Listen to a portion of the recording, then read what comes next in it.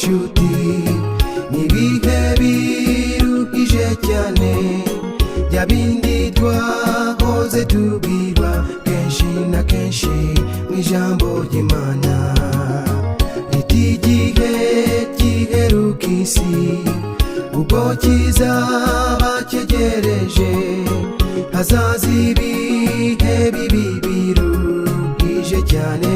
ku batuye isi. Ibyo bihe ntibikira hazaza